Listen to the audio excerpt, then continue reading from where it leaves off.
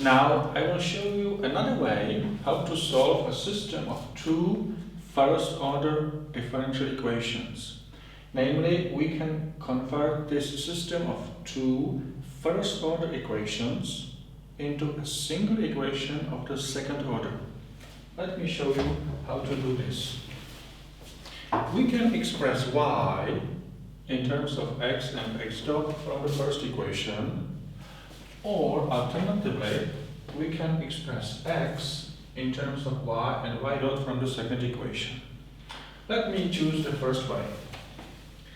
2y is x dot minus x, and the dot means the derivative with respect to the independent variable t. So y is x dot minus x half.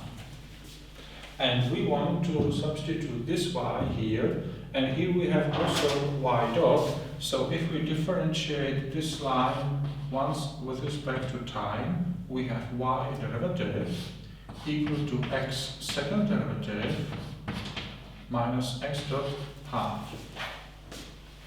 This is the moment where the second derivative comes into life. And then we can substitute y and y derivative here and here. In this way, we get rid of y, and we have a single equation for a single unknown function x, but as a price for that of the second order. So y second is x second minus x dot half, and this is 2x minus 2y, which is minus x dot minus minus plus x. And now if we multiply by 2 to get rid of the fraction, we have x second minus x dot is 2x plus x is 3x times 2 is 6x minus 2x dot.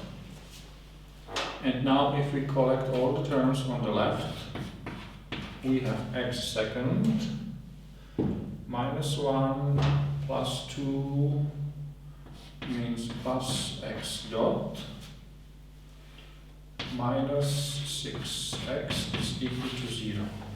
And this is the second order linear differential equation. Let me check this with the previous computation. Yes.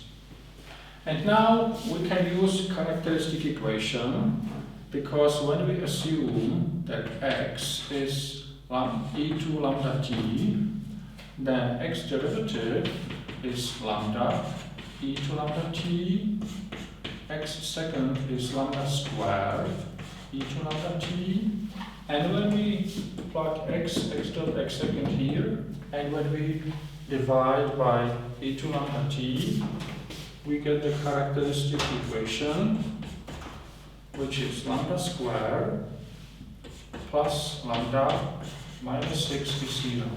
And this is the same characteristic equation that we have seen in the previous method of solution.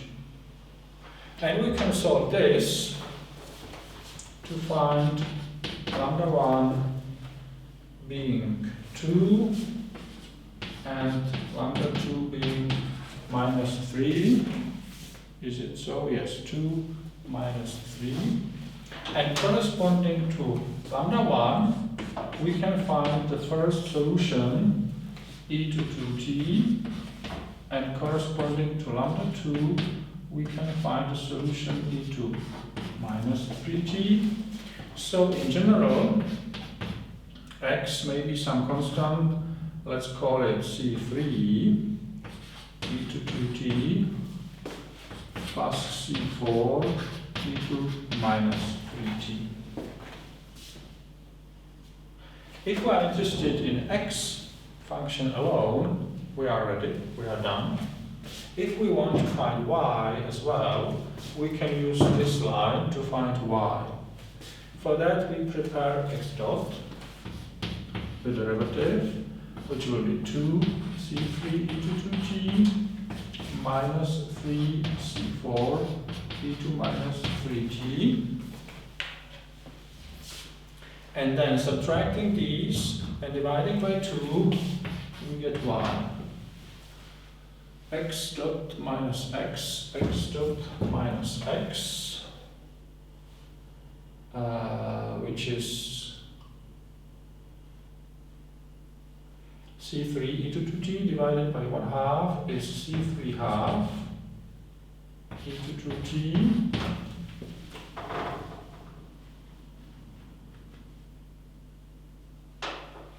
And here we have minus 3 minus 1, which is minus 4, divided by 2 is minus 2. C4 into minus 3t. And now we have x and y, the general solution containing these two integration constants. I have intentionally used C3, C4, not C1, C2, because these may be the same or may be different than C1 and C2, the two integration constants from the previous way of the solution.